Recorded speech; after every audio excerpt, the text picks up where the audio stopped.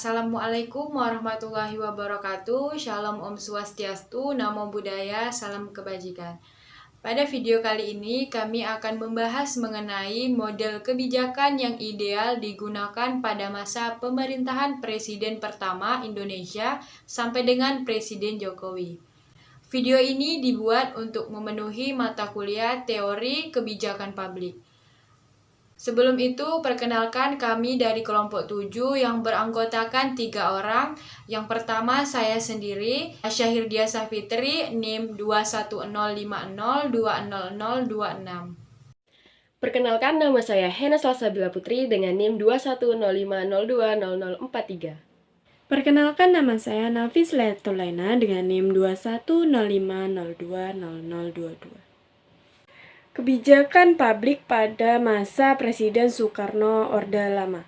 Beberapa contoh kebijakan-kebijakan yang diambil oleh pemerintah pada masa itu antara lain: devaluasi yang diumumkan pada 25 Agustus 1959, yakni menurunkan nilai uang kertas pecahan Rp500.000 menjadi Rp50.000, uang kertas pecahan Rp1.000 menjadi Rp100.000, dan semua simpanan di bank yang melebihi Rp25.000 dibekukan. Pembentukan Deklarasi Ekonomi atau DEKON untuk mencapai tahap ekonomi sosialis Indonesia dengan cara terpimpin. Dalam pelaksanaannya justru mengakibatkan stagnasi bagi perekonomian Indonesia. Bahkan pada 1961 sampai 1962 harga barang-barang naik 400%. Hal yang perlu dicermati pada era pemerintahan Soekarno adalah kebijakannya tentang dunia pendidikan. Kebijakan pendidikan pada masa yang pernah dilaksanakan oleh bangsa Indonesia sesuai dengan tujuan negara, yaitu pendidikan nasionalisme 1961 sampai 1966. Menteri Pendidikan pertama Ki Hajar Dewantara beberapa bulan sesudah proklamasi kemerdekaan mengeluarkan instruksi umum yang berisi seruan kepada pengurus upaya membuang sistem pendidikan kolonial dan mengutamakan patriotis. Selain itu, anak yang berusia 8 tahun wajib memperoleh pendidikan sekolah dasar. Namun kebijakan tersebut saat itu menghadapi sebagai masalah. Di antaranya, jumlah sekolah dan guru yang belum memadai.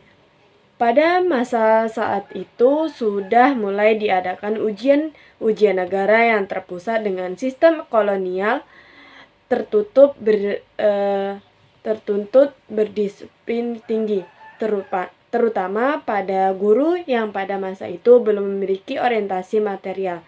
Pada prinsipnya, konsep nasionalisme dalam pendidikan memberikan dasar bahwa pendidikan merupakan hak semua kelompok masyarakat tanpa memandang kelas sosial. Kebijakan publik pada masa Presiden Soeharto, Orde Baru.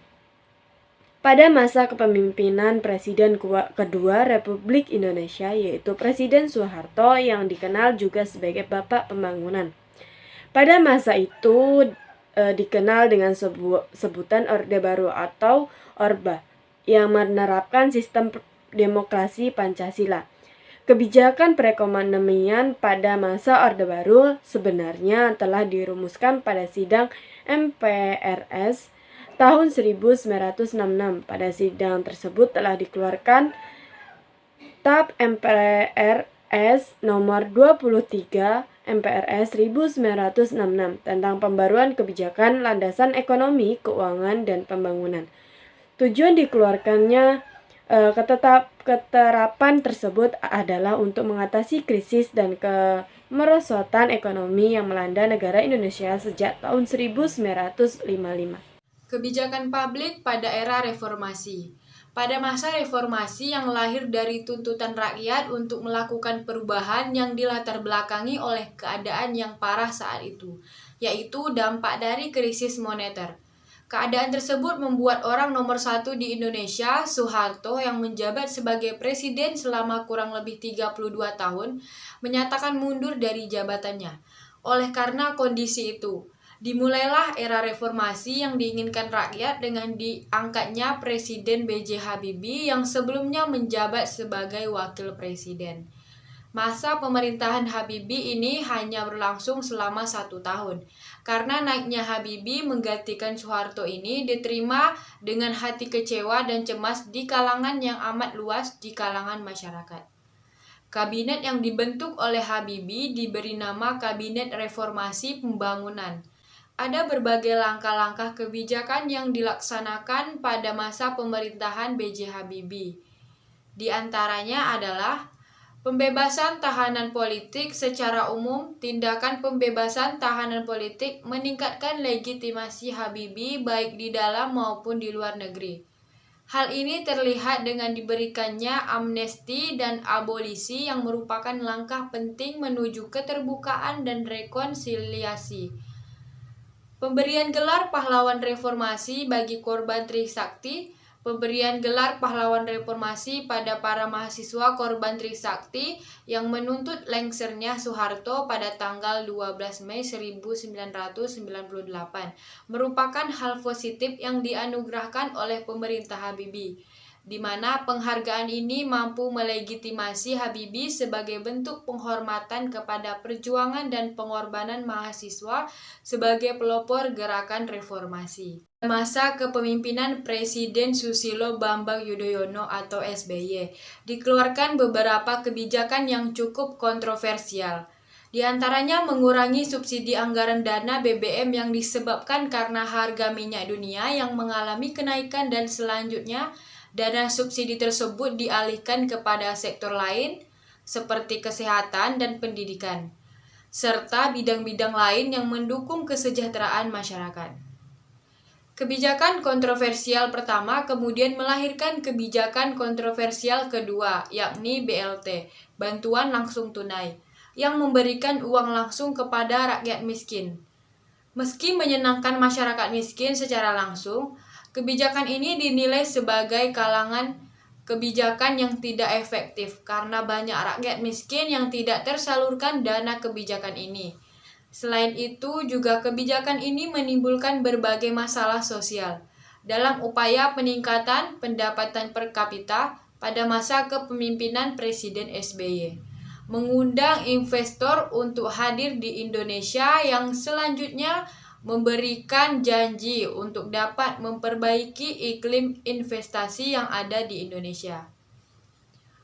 Usaha ini dilaksanakan dengan salah satu contoh diadakannya di Indonesian Infrastructure Summit pada bulan November 2006 yang mempertemukan para investor dengan kepala-kepala daerah.